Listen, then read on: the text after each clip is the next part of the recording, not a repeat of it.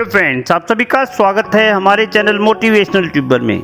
देश में कई हस्तियों के संघर्ष और सफलता की कहानियां आपने पढ़ी और सुनी होंगी। इस कड़ी में आईपीएस नवनीत सिकेरा के ऊपर बना हमारा वीडियो आपने जरूर देखा होगा। अगर नहीं देखा हो तो प्लीज़ आई बटन को क्लिक करके आप देख सकते हैं, जिसमें वे अपने पिता के साथ हुए दुर्व्यवहार से आहत होकर आईपीएस ऑफिसर बनने की ठान लेते हैं।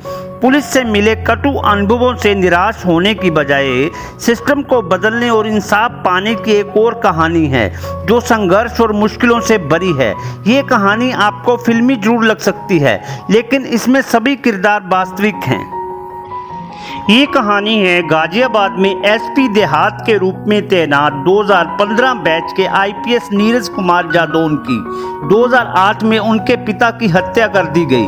केस की पैरवी में नीरज को पुलिस से मदद नहीं मिली। पिता को इंसाफ दिलाने के लिए उन्होंने आईपीएस बनने की ठान ली। कभी निराशा मिली तो कभी हताशा हुई, लेकिन इरादे के पक्के नीरज ने हार नहीं मानी और आईपीएस ऑफिसर बन गए। जालौन के नोरेजपुर गांव के मूल निवासी नीरज कुमार जादौन का जन्म कानपुर में हुआ। यहीं स्कूलिंग और फिर आईआईटी से कंप्यूटर साइंस में बीटेक की डिग्री लेकर एमएनसी ज्वाइन कर ली।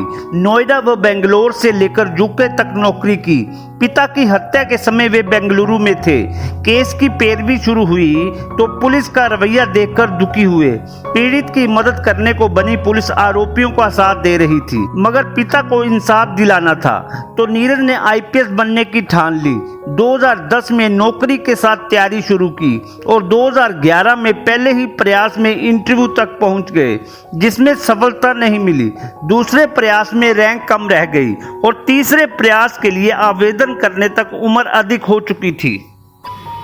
पिता की हत्या के बाद परिवार में सबसे बड़े नीरज 4 भाई बहनों के इकलौते सहारा थे। भाई बहनों को अच्छी शिक्षा दिलाने के लिए वे नौकरी नहीं छोड़ सकते थे, इसलिए नौकरी के साथ साथ कोशिश की। उम्र पूरी होने के कारण नीरज काफ़ी निराश हुए, लेकिन तभी एक अच्छी खबर आई कि अब 32 साल की आयु तक के अभ्यर्थी आवेदन कर सकते हैं। नीरज ने इसे अंतिम मौका मानते हुए 22 लाख रुपए सालाना का पैकेज छोड़ दिया और तन मन से तैयारी शुरू कर दी और अगले ही प्रयास में 140वीं रैंक हासिल कर नीरज आईपीएस बन गए। नीरज जादौन के भाई पंकज व रोहित सॉफ्टवेयर इंजीनियर हैं तो राहुल व बहन उपासना हाई कोर्ट में वकालत करते हैं। प्रयागराज में ट्रेनिंग के बाद अलीगढ़ में गवाना सर्किल के एएसपी बने। यहां गो तस्करों के खिलाफ नीरज जादौन ने बड़ी कार्रवाई की। रात भर गाड़ी लेकर घूमते रहे और कई एनकाउंटर भी किए। इस कारण उन पर 6 बार जानलेवा हमला भी हुआ। तस्करों के गिरोह ने ट्रक से टक्कर मारने से लेकर फायरिंग तक की। एक बार उनकी सरकारी गाड़ी भी पूरी तरह क्षतिग्रस्त हो गई, मगर 16 माह के कार्यकाल में वे कभी पीछे नहीं हटे और हजारों गोवंश तस्करों के चुंगल से मुक्त कराए। अलीगढ़ मुस्लिम यूनिवर्सिटी में जिन्ना की फोटो को लेकर मई 2018 में हुए बवाल में भी हालात संभालने के लिए नीरज जादौन आगे रहे। फरवरी 2019 में छात्र राजनीति को लेकर विधायक के बेटे पर गोली चलाने के बाद पैदा हुए सांप्रदायिक तनाव के बाद वहां के सीईओ को हटाकर नीरज जादौन को भेजा गया। इसी समय पत्नी को प्रसव पीड़ा के चलते अस्पताल में भर्ती कराया गया।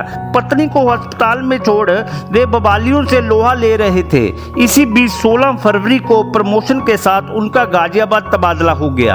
अगले ही दिन छोटे बेटे राज्यवर्धन ने जन्म लिया, लेकिन नीरज जादौन अलीगढ़ के हालात शांत होने के बाद 18 फरवरी की रात को उसे देखने पहुंचे। फरवरी 2019 से गाजियाबाद एसपी देहात के रूप में तैनात नीरज जादौन ने एनआरसी व सीएए के विरोध और फिर दिल्ली में हुई हिंसा के दौरान बॉर्डर पर हालात संभाले। लोनी क्षेत्र में दिल्ली बॉर्डर के 10 बेहद संवेदनशील पॉइंट थे। यहां से दंगाई बार बार गाजियाबाद में घुसने का प्रयास कर रहे थे। नीरज जादौन ने एक तरफ दंगाइयों को रोका तो वहीं गाजियाबाद के निवासियों से लगातार संपर्क में रहे। इसी कारण बॉर्डर पर आवाजाही ही नहीं बल्कि दंगों की आग को भी रोक दिया। लालबाग सब्जी मंडी से 100 मीटर दूर दंगाई उत्पात करते हुए दुकान में लूट के बाद घर आग के हवाले करने का प्रयास कर रहे थे। छत पर महिला व बच्चे रो रहे थे। नीरज जादौन ने सीमा लांघी और दिल्ली में घुस सैकड़ों की संख्या में पेट्रोल बम और पत्थर हाथ में लिए दंगाइयों को चेतावनी देकर खदेड़ा। उन्होंने करीब 3 परिवारों को सकुशल बचाया। पुलिस विभाग में कोई क्राइम पर अच्छी पकड़ रखता है, यानी पेचीदा केस खोलना, तो कोई जनता से संवाद बनाना, कानून व्यवस्था बनाए रखना जानता है। नीरज जादौन के अंदर ये दोनों ही काबिलियत हैं। अपने कार्यकाल के दौरान देहात क्षेत्र में हत्या, लूट, डकैती के रिकॉर्ड ही नहीं बल्कि उनका घटनाक्रम और खोलने का तरीका तक उन्हें मुंह जुबानी याद है। वे जनता से सीधा संवाद रखते हैं। पीड़ित यदि उन तक अपनी समस्या पहुंचा दे तो निदान की पूरी गारंटी देते हैं। यही वजह है कि लोग उन्हें देखने के बाद कानून हाथ में नहीं लेते। आईपीएस नीरज कुमार जादौन ने किसानों के खिलाफ गलत तरीके से दर्ज कई मुकदमे खत्म कराए ताकि उनका पुलिस पर विश्वास बना रहे। आपको आईपीएस नीरज कुमार जादौन के ऊपर मेरा ये वीडियो कैसा लगा प्लीज कमेंट में बताएं और वीडियो को लाइक करें, शेयर करें और चैनल को सब्सक्राइब करें और बेल आइकन दबाएं ताकि मेरा हर वीडियो आपको डायरेक्ट मिले। जय हिंद।